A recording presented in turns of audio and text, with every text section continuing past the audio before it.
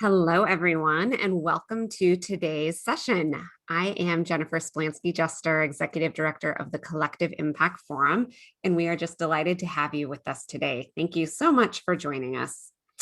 Before we go any further, I want to begin by acknowledging the Indigenous land that we are all joining from.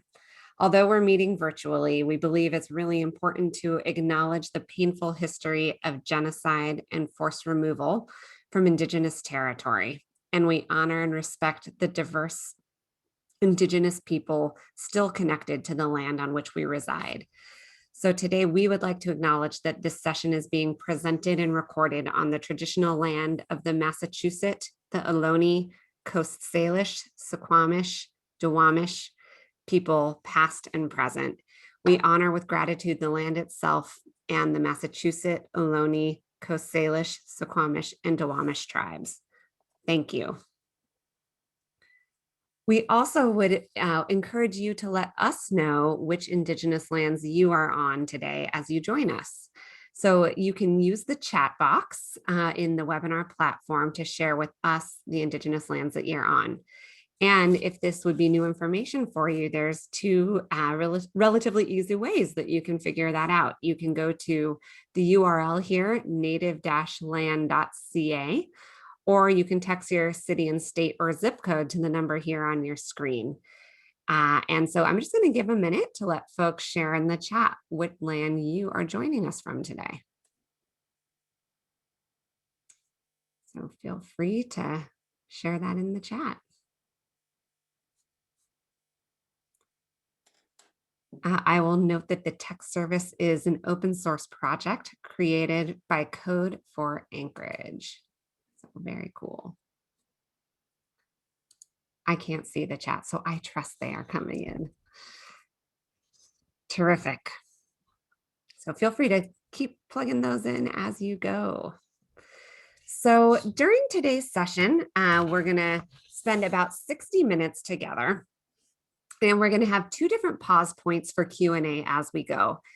As you have questions come up, you can hold them till the Q&A, or you can use the Q&A function in the webinar platform to share them, and we'll sort through those at our Q&A pause points.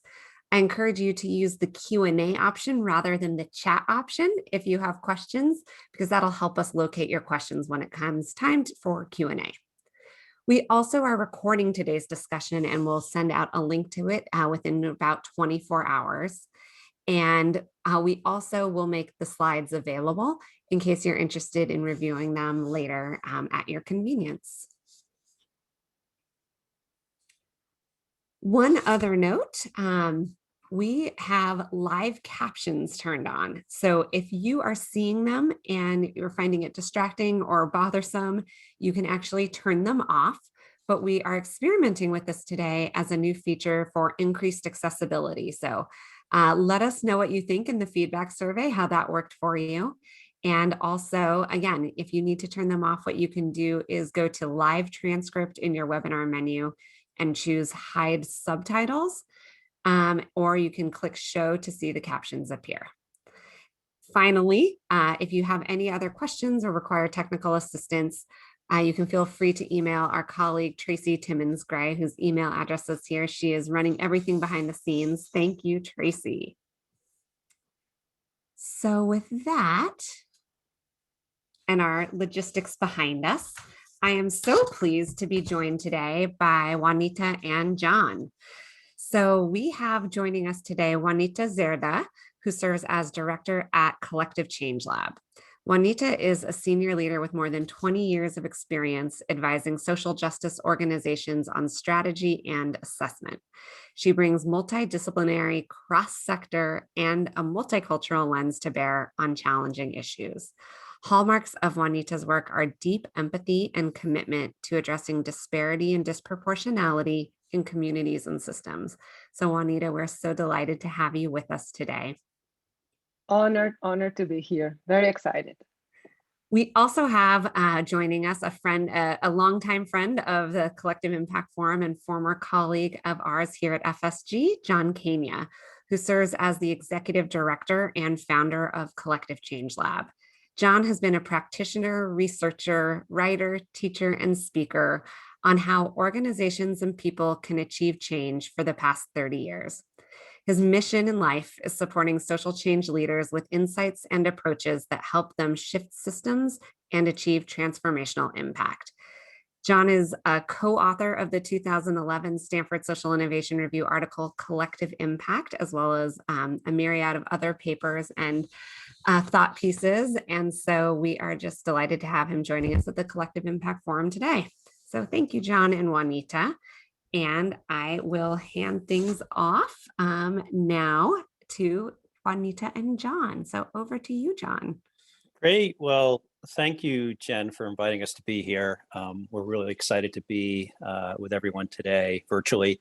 The Collective Impact Forum is such a wonderful community and of passionate practitioners and learners. It's been built over the last decade. And I thought I'd begin by relating a bit of my journey over the last 10 years and what got us to this topic of transformation that we'll be talking about today. After having contributed to the initial thinking around collective impact back in 2011, I sort of jumped in and became heavily involved in the practice and the research and writing around collective impact and saw a lot of amazing advances. There's this adage I'm sure some of you have heard: if you want to change the system, get the system in the room. And there is really incredible power in terms of bringing multiple perspectives and resources to bear. I think in many instances, it's exciting that we are actually achieving population level change. But I also began to see some limitations to the way the work was being done if the goal was population level change. And the first was sort of this challenge of getting everybody together, but the dialogue, the discussion, even sort of the goals ending up being at the program level. And there's a real question of how to get folks to think beyond program to what we'll talk about today, systems. And the second was that while we've seen some, in fact, in many communities, population level results and progress, most of it's been incremental. And so there's a second question in my mind of how do we move from incremental to transformational results. So in just short 50 minutes, Juanita and I are gonna try to address both of those topics. They're obviously, topics that require a great deal of examination, but hopefully we can give you a little bit of a taste of how to think about that. We'll first get into systems level engagement and how to think about that, and then get into, from there, think about, how do we actually transform systems. Now, systems change has been a cause that's much more in the conversation today than it was 5-10 years ago. It's gone from something that virtually very few people in the sector talked about to something that a lot of people are talking about. I recently saw a poster in the window of a yoga studio claiming that they did systems change, and I'm sure at a level they do. But it's out there, a lot of people talking about it, and so with the term much more in the vernacular, there is still a great deal of confusion about what systems change is and how to do it. So Juanita, if you could progress the slides. So sometimes when addressing a complex concept like systems change, a metaphor can help. So I want to begin with a quote from feminist writer Marilyn Frye, and she was writing about 4 years ago about systemic oppression. And Frye likened systemic oppression to being like a bird in a bird cage. Juanita, can you back up, please? Oh, thanks. And she said, if you look very closely at just one wire in the cage, you cannot see the other wires. Next slide, please. It is only when you step back, stop looking at the wires one by one microscopically, and take a macroscopic view of the whole cage, that you can see why the bird does not go anywhere. And then you will see it in a moment. The bird is surrounded by a network of systematically related barriers, no one of which would be the least hindrance to its flight, but which by their relations to each other are as confining as the solid walls of a dungeon. So it's a powerful image to hold in your head, this notion that there's never one thing that's holding back communities, holding back people who are being marginalized. It's multiple things, or multiple bars at a time, if you will. And this is what we're faced about when we think about systems change. Next slide, please. So, there are many definitions of systems change. Most I find personally to be pretty wonky and hardly decipherable. But the best definition I've found that comes from Social Innovation Generation in Canada. SIG defines systems change as shifting conditions that hold the problem in place. It's evocative. For me, it's useful, particularly if you know what those conditions are. And with this definition of systems change in hand, I and a couple of colleagues a few years ago set out to sort of see if we could define and characterize what are the conditions of systems change in a way that might be useful for practitioners. Next slide, please. And we developed a frame that's become known by various names. The 6 conditions of systems change. Sometimes it's called the upside down pyramid or the upside down triangle. But regardless of what you call it, it's a frame that's proving to be helpful to many to get their arms around this important and elusive concept of systems change. So as you look at this picture, I'm going to sort of lay out a couple of things to sort of examine. First is that systems change occurs at 3 different levels of visibility or explicitness: structural change, relational change, and transformational change. The first level of change, structural change, has 3 conditions: policies, practices, resource flows. And I think these are probably mostly self-explanatory to folks on the phone. Policy can be quote unquote big P, like a legislative change in school testing protocols, or it could have the little p of policy, which is something like school level policies on discipline. Practices, I think, pretty straightforward. It could be teacher practices, home visits to first-time mothers, that sort of thing. And then resource flows could be dollars, it could be intellectual capital, it could be human capital, it could be information. The next level down is relational change. And this is made up of relationships and connections and power dynamics. Relationships and connections, in essence, for those of you who are engaged in collective impact, this is the bread and butter of collective impact. This is saying, okay, how do we rewire the system to actually work in different ways with different people connecting to different people in ways that can really produce profound results. And then there's power dynamics, something that's a lot being talked about these days. And there are a lot of ways to think about power dynamics. One that I found very compelling is to say, okay, there's basically sort of 3 dimensions of power that we need to think about. One is who gets to decide. The second, which may not be nearly as clear, is who influences the agenda. And the third, which may not be clear at all, is who creates and holds the prevailing narrative. For example, I think many people on the phone in the United States, at least, may be familiar with the ongoing controversy around Confederate statues that many thought were put up to sort of represent the nobility of those that were included, but have in fact become symbols of white supremacy. And then the deepest level of transformational change is around mental models. This is essentially what goes on, what are the frames inside your head that actually dictate the way that you act. And this is, when you think about sort of what fundamentally drives the system, it is this deepest level of what's going on inside people's heads.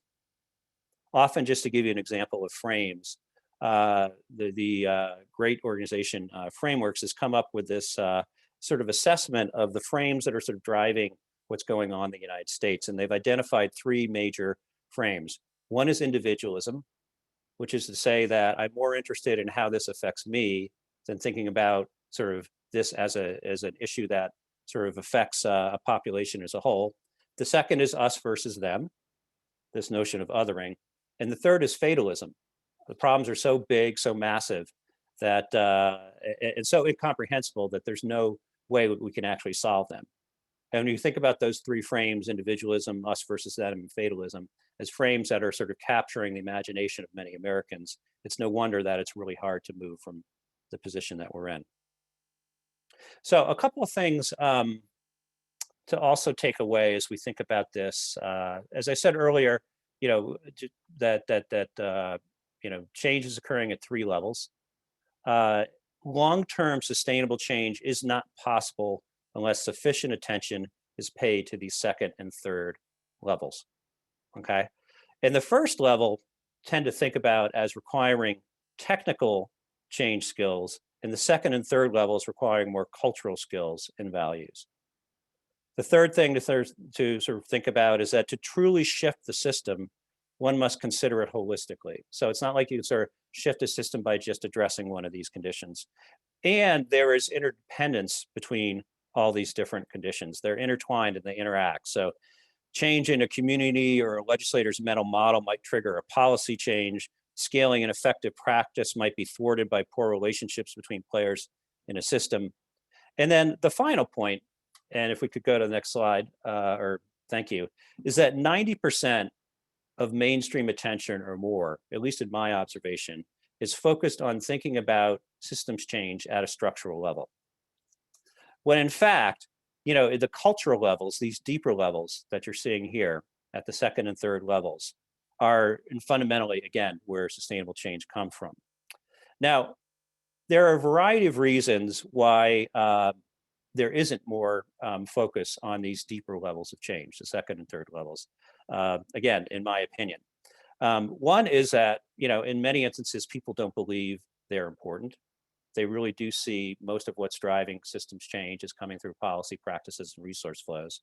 The second is that they may believe they're important, individuals, perhaps you, but people are constrained to engage in cultural systems change. It might be by their boss, it might be by their board, it might be by attitudes of other stakeholders. And the third is that even if people think they're important, there's a question of sort of how do we actually address these deeper levels of systems change. So if you go to the next slide, I think one of the things we're trying to explore with the Collective Change Lab is what does it take to actually change those deeper levels? And the first is sort of an acknowledgement that many of the values that mainstream social and environmental sector holds are sort of the dominant or linear values that sort of exist in the sector are not terrifically helpful if we're trying to shift these deeper levels of systems change. In this particular slide, as you can see, the source at the bottom comes from Terry Cross, who was at the National Indian Child Welfare Association. He's comparing dominant values, linear values on the right, to non-dominant relational values on the left. And as you sort of walk through these and look at sort of the comparison, non-dominant values, things in their own time versus dominant value of timelines, non-dominant values of interdependence and collectivism, dominant values of independence and authority and hierarchy and individuality, non-dominant values of holistic thinking and dominant values of compartmentalizing and reductionist. And you can sort of, in order to shift these deeper levels, we have to think more at through this orientation of sort of non-dominant values. And I think one of the challenges is, okay, where can we find sort of examples of, people who have actually been focused on thinking through the lens of non-dominant values? Next slide, please. And so one of the things we're doing at the Collective Change Lab is looking at non-dominant frames and indigenous practices, clearly thinking, holistic terms, Eastern and Western wisdom traditions, restorative justice, truth and reconciliation. All of these frames were developed, in most cases over thousands of years, and have an orientation towards saying, okay, if we want to support transformation, we need to help create the conditions for transformation to happen. And so what we've been trying to examine is how do these various different approaches, and I think the interesting thing is that they're totally contextually different, many of them. But when you look at sort of the core of what holds them together, because they're really driven off of individual and collective human development, they have a lot of very similar qualities in common. And these are what we're going to talk about in a second after we pause for some questions as 5 qualities of radical containers. Juanita's going to talk a bit about that. But right now, we're going to go to questions because I've put a lot in front of you. And I really welcome thoughts and observations and questions on what we've presented so far. Awesome. Yes, some great questions coming in. Thank you, everyone. And thank you, John, for the first part of the presentation. So the first question I want to ask is Nancy. Is this built on Donella Meadows' work on systems from the 80s? How does that inform this thinking and work? Yeah, that's a great question. I would say it's certainly been inspired by, certainly Danella's work and other folks within the systems frame. I mean, Danella has, and I'm not sure if this is specifically what you were referring to, but Danella has this spectacular picture and explication on the 12 leverage points around systems change.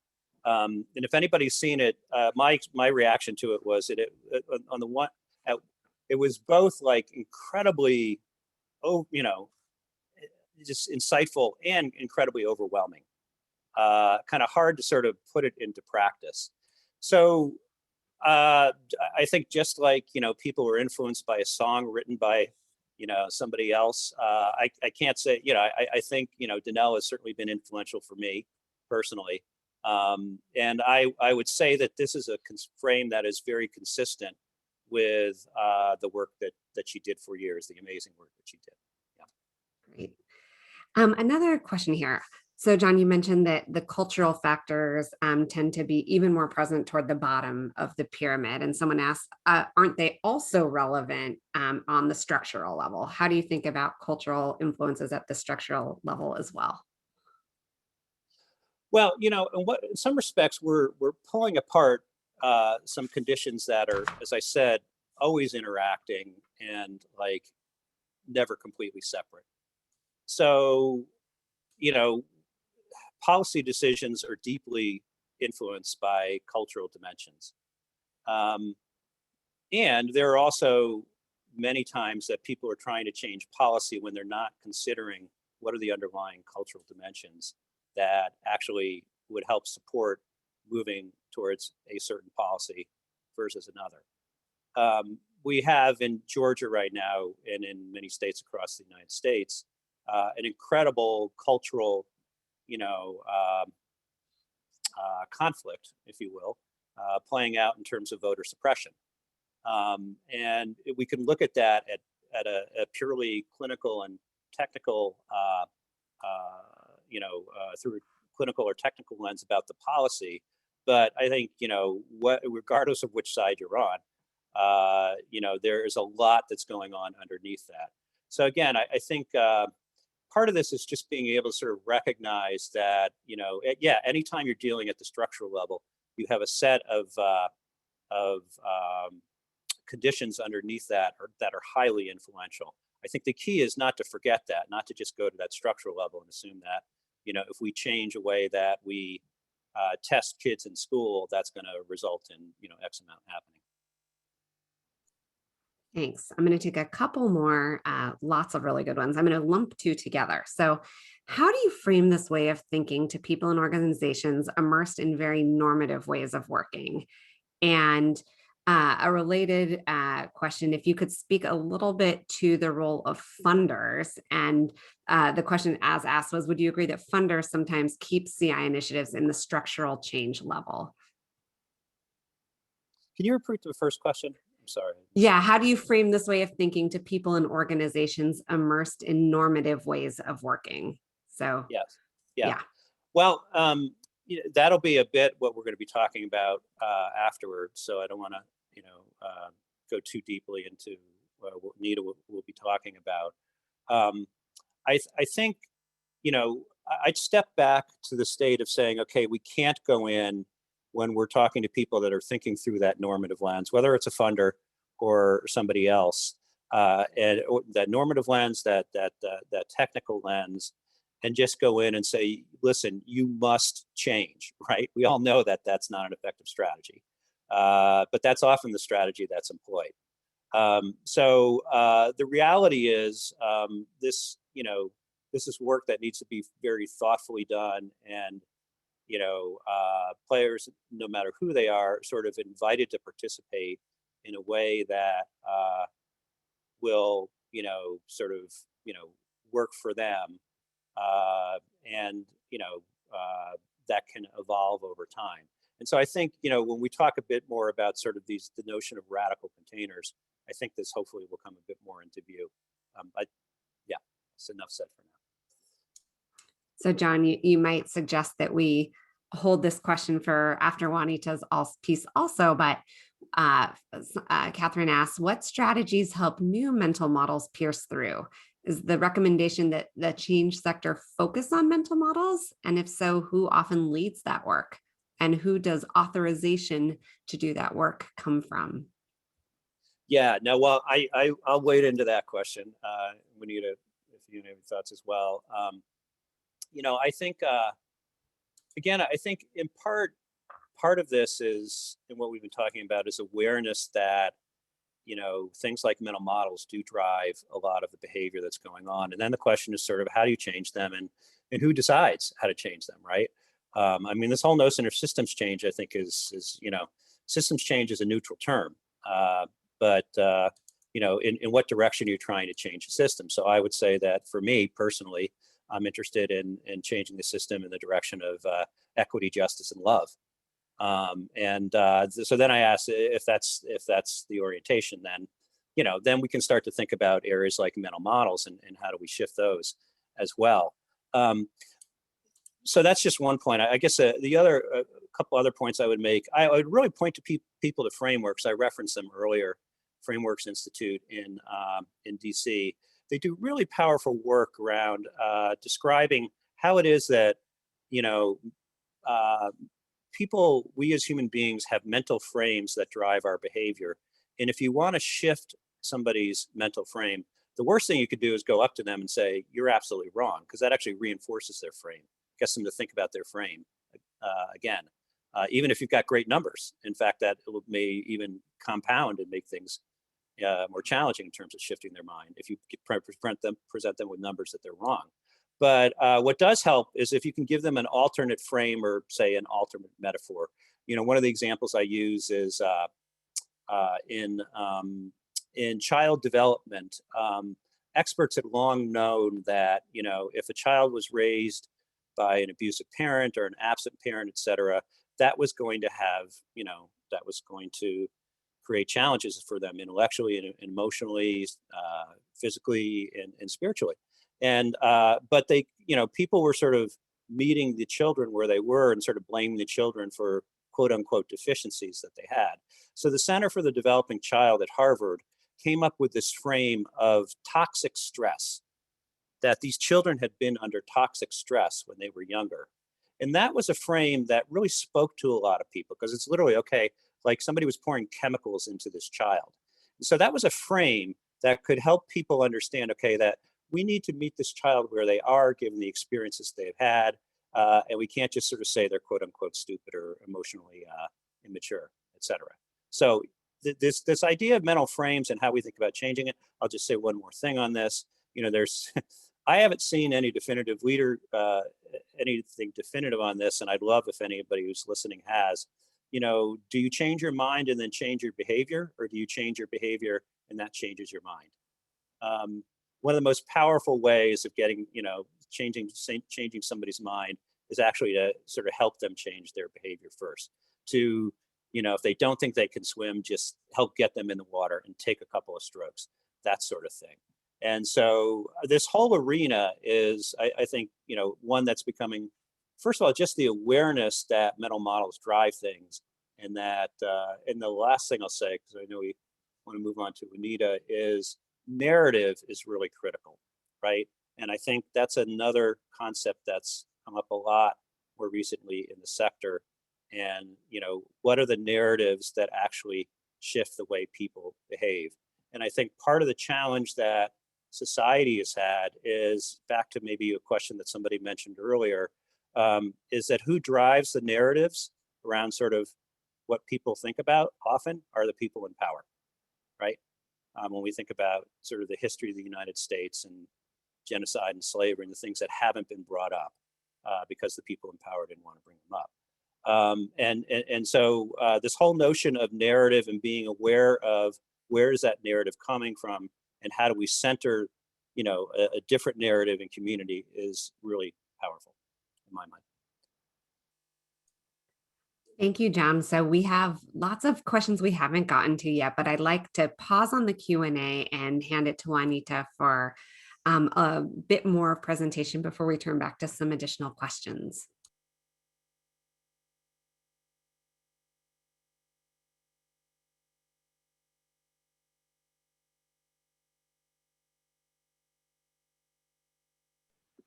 Great. Trying to get off mute. So, first of all, hello everyone. I just want to take a quick second to express gratitude and for all of us to take a breath and honor the fact that we are with hundreds of people who are taking time of their lives, of their radically busy lives, to talk about transformation. And for me, that word always brings somewhat of hope. It's synonymous with hope for me. So I'm grateful for you being here today. As I was introduced, my name is Juanita Zerda, and I actually come from Colombia, so from Bogota, Colombia. So I come from the land of the Muisca. So if I have folks from Colombia there, I send you mucho amor. And also to my Latino, Latinx fellows here in the United States during these times. So John has been talking about transformation. You know, we have certain changes in our systems, certain efforts to change the systems that are structural. And in my case, I have been involved with a lot of those changes. And I do want to believe that some of those changes have improved the life for some people. And yet those improvements have often been only for few, only for some time, only incremental and not transformational. So if I really want to get to changing those cultural conditions that really will bring about transformation, how do I do it? John started alluding to the fact that it might not be with our current ways of interacting, and especially in the workplace, which are dominated by certain norms that only favor certain parts of our being, not our full humanity. Usually are norms that are more centered in the rational, and they are hierarchical, they have dualistic natures. So if we want to go truly to be thinking about different ways, and for me, it has been actually been a process of rebirth, or actually remembering where I come from and what I was raised, how I was raised, and be thinking a little bit more about radical containers or radical ways of doing the work, radical, processes, practices that really get to, for me, what it is, our beautiful, all-encompassing humanity. So we really have seen certain qualities of those of this type of container, transformative containers. And they are, as John said, present in different places, right? Like in, wisdom traditions, First Nations, certain processes that deal with very difficult times, of which I was lived one of those in the 90s in Colombia. And these qualities for us have they present themselves in 5 ways. They really need to first focus on deep relational work, which is really, how do we show up when we're in the face of other? Are we deeply listening, or we're just there to speak? Are we embracing based on judgment or based on compassion and empathy? Second quality is really prioritizing changing ourselves. If I really want to see you authentically, I need to remove the fog from my eyes. Fog that has been accumulated by years and years of one dominated narrative that is full of blood in many cases. And one would say, which one is another one of those situations, chicken and the egg, right? I do need to remove the fog from my eyes in order to see you, but it's only through see you that I get to see myself as well. In derivation of that, I have to have certain commitment for cultivating a space for healing. I've seen quickly on the chat a lot of folks talking about love, and love heals. So how am I helping others process their trauma? And if not, at least acknowledge my part on causing that, whether willingly or unwillingly. And knowing that healing is a communal act. That's the wonder of restorative justice, for instance. It really helps a community define as a whole, take ownership for the injustices suffered. And, power again. This is where the rubber meets the road. Like, if we don't address shifts in power, we're just an echo chamber. Transformation without shifts in power is no transformation. How do we go back to really having those who are closest to the problem to be the ones driving the agenda, the solutions, judging whether the problem has gotten better, or even not calling it a problem anymore? I have heard that a lot. That maybe we have to stop using that word. And finally, but last and not least, serendipity in the sacred. Not talking about religion here. I am not talking about beliefs. I'm talking about practices. I'm talking about spirituality. Our dominant ways have separated us from spirituality. It has relegated it to an individual space. But in so many traditions, including mine, is part of our communal being. It's the larger source for hope and energy. Spirituality also grounds us in humility, which is essential for transformation. So I am going to get off my soapbox, because I hope this is, for me, incredibly, it's a call to action, and truly believe in this ways of being, and tell you a little bit about certain examples of places where I see this happening in the world of systems change. So the first example that I want to talk about is about this organization called ROCA. It's a fantastic organization. It has places both here in Boston and in Massachusetts, actually, a couple of places in Massachusetts and in Baltimore. And they help our most disconnected youth, a lot of them, justice involved, to really recharge their lives, really thrive economically and socially. And they do that not only by doing individual programs, but truly addressing systemic change.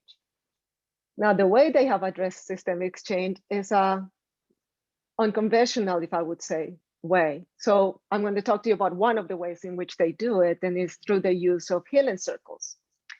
So many of you might be very aware of them. They're present in many different traditions in different First Nations. In particular, Roca uses healing circles learned from and I hope I'm not destroying the pronunciation, but the Tagish Tlingit people in the Yukon territories here. And they do these healing circles both with the youth and with, for instance, police officers or probation officers. And if you have experienced some of these circles, it's truly a different way of being present. It's a different way, and I say different from like traditional ways of relating to each other, of being in the presence of each other. You sit in a circle. There is, in many cases, a circle keeper. There's a sacred moment in which there's a moment in which you make the space sacred by some object in the middle of the circle, the senses involved, like incense in many cases. And folks go around telling their story. This is a share of your true self. It's a very intimate moment, and it's a place where truly you're sharing, hopefully without judgment. You're just sharing yourself, your true self. In this case, I am just going to give you a little bit of a story of a circle that happened. And it was in a recent circle, there was a young adult was sharing the story of how he had come home one night and he has found his mother really badly, in very bad physical shape. And he realized that she had been beaten by her boyfriend, who threw her down the stairs. And this young adult went and like lost it and pushed the boyfriend, and then the police arrived, and at this moment he's telling the story. And as you're hearing, you can see here the detective, the story was, one of the officers said, like, was I there when that happened? Was I one of the arresting officers? As a detective, yes, you were, said the young man. So when I show up, was I okay? As a detective, yeah, you were fine, said the young man.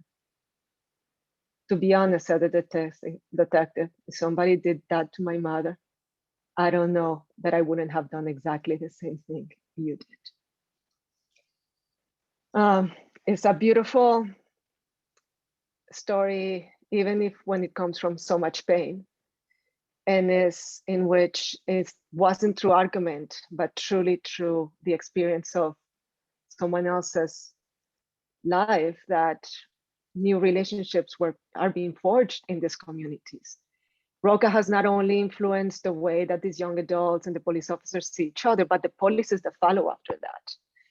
Policies around how incidents after shootings are handled, who gets communicated, policies around what type of training should the police officers or the judges get. So this has gone beyond just being a relational, and truly has made some structural changes in those communities. Another example comes from Morocco. So if we have folks from Morocco here, I say hi, and you might be aware of this wonderful example. And it's from the Tamkine Community Foundation for Human Development in Morocco.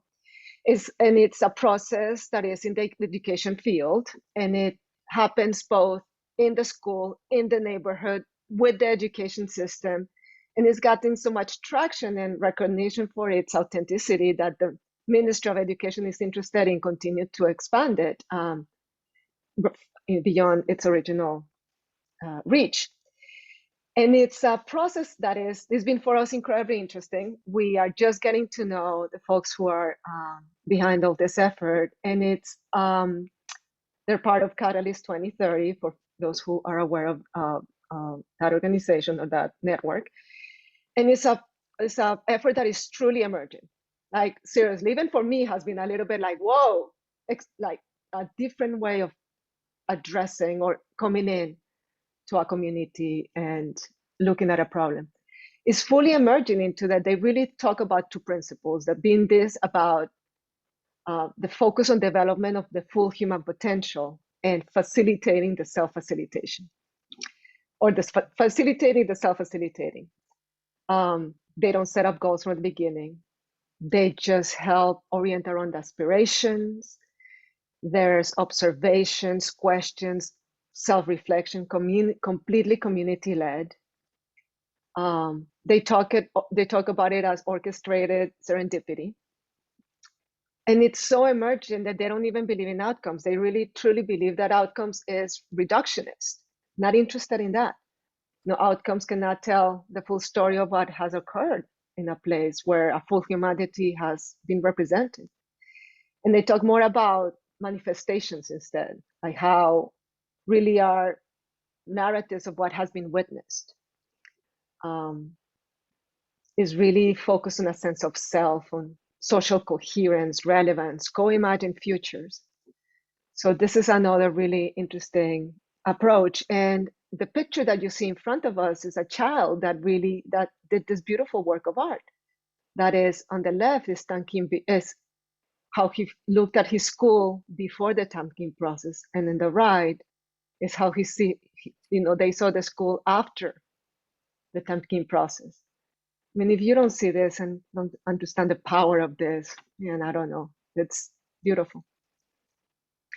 And finally, I'm going to talk to you about one more project, which John is quite familiar. So John, please feel free to chime in on this, but it's called Girl Trek. And they are fantastic, total rock star. There's an amazing TED Talk on them, and you should listen to it because it's incredibly aspirational.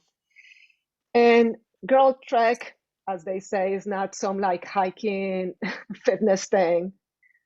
They truly did set themselves to think about being tired of how, Black women in the United States have such high levels of death due to causes that can be prevented, lots of death due to problems that come from obesity and diabetes and other risk factors. And they truly realize that this is not about, some aesthetic thing. This is not about the way to look, the way you look.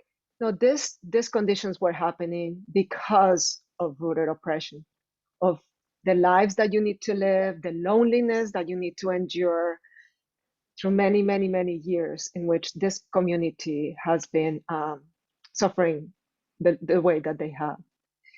And what they have really done is to build a program designed to help, Black women regain or reclaim their identities and rebuild their communities. I really see this as both a project that, or a program that, organization that mobilizes, that connects, that revolutionizes, transforms, in the sense that self-care is a revolutionary act, especially when we do it together, when we are there for each other. There's some beautiful stories in that TED Talk. And this specific example has all the qualities, right? It really is not about fitness. It truly is, as I'm saying here, 360-degree agenda to make communities healthier. It's not about some dominant pathology, but really it operates from a stance of love and support from each other, towards each other. It is rooted in the community. Women walk together, they hold each other accountable, and not only accountable, but they support each other to go out even in the midst of great loss. They create power, connections, community. And really, it's cascading. This has become so incredibly powerful that they have over 1 million members, and now they're getting a lot of requests from other fields, from other areas, from sport wear manufacturers, national parks, and they still as grounded in why they exist, making the decisions of who to partner with based completely on that. So they have become a US national network of Black women catalyzing change locally and nationally through cultivating radical containers for their work. So hopefully those three examples can give all of us a little bit of ways to move forward and inspiration. Maybe some questions at this point? Yes, thank you, Juanita. Lots of questions, very thought-provoking for folks. Thank you for that. Where do I start? Okay, so someone asks, I'm having a cognitive disconnect between the deeply personal and individual nature of changing someone's mind and behavior and the imperative for systems and systems change to operate at scale. Can you, and they say, is there a tension there? Am I trapped in my own mental model? Love to hear one of you speak to that. John, you want to take it? Sure, I'll say a couple things, but definitely jump in. Yeah, but you're not alone. It is, I think challenging for me, I'll speak personally, to sort of think about, oh my God, what I can do can change a system. But the reality is what any of us can do can change a system. And,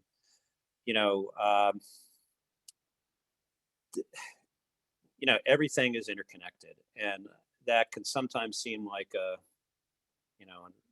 blase aphorism, but it truly is. And, we are all, systems, sort of mirror themselves from an individual level to, a group level, to an organizational level, to a level like, a systems level like education, to an overall system like what's going on in the globe. And it is truly all related. So, and I think it is part of a normative sort of Western orientation that most of us are subject to, that sort of says we need to disconnect that heady stuff up there that's about changing institutions from the individual. They truly are connected. So, yeah. If I may add to that too, and going back to this idea, how do we show up? I remember when I immigrated to the United States, it was, I had to learn how to separate my professional life and my personal life. And I've been quite unsuccessful at that, to tell you the truth. And over the time, I have questioned it. That doesn't exist for me, at least. It's hard to do both. I show up the same way here as I show up at home, and that's what I want to do. And if there is certain vulnerability in being this way, and not separating the rational and the emotion and the heart and the soul. There is, and yet in the work that I've done, it's always been around. It's been successful when I have recognized that everybody, as much as we want to pretend that we're separating this, we're still showing up our full selves. There's always someone else's story behind them that show up to that meeting to talk about outcomes. Still this human being. And there's power in that, to get to access fully ourselves when we are looking at the system.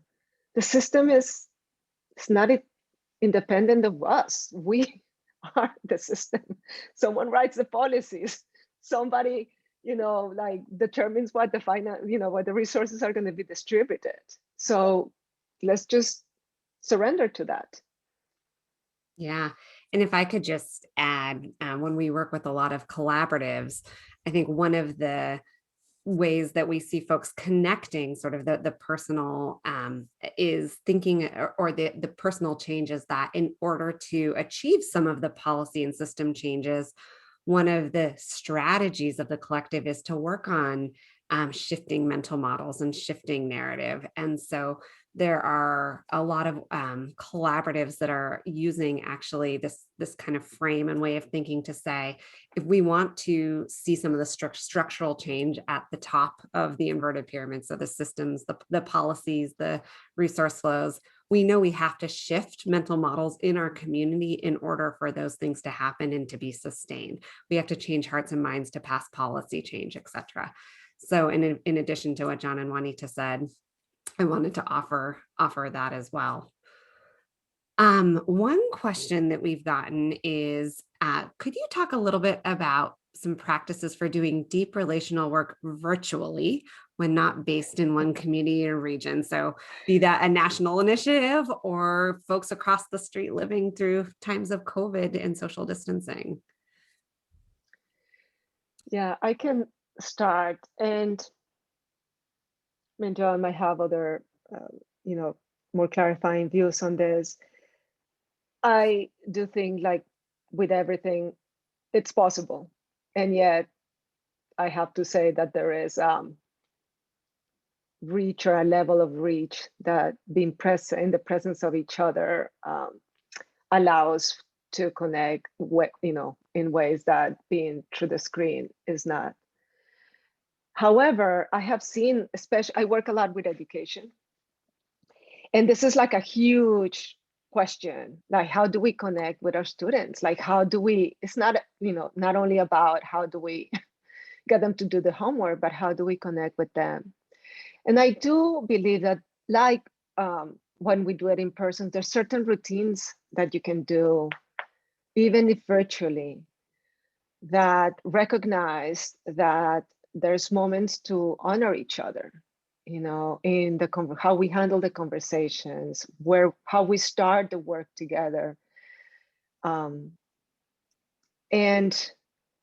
this virtual world has limited us in many ways, but it also has allowed us to access ways of thinking, and other, not ways of thinking, other thinking from other places that we might have not been able to reach it directly, right? It would have only been through the books, or like increasing us in videos. But at this point, we can still be present if we open with the right questions. And even through virtually, we honor ceremony of being in a moment together.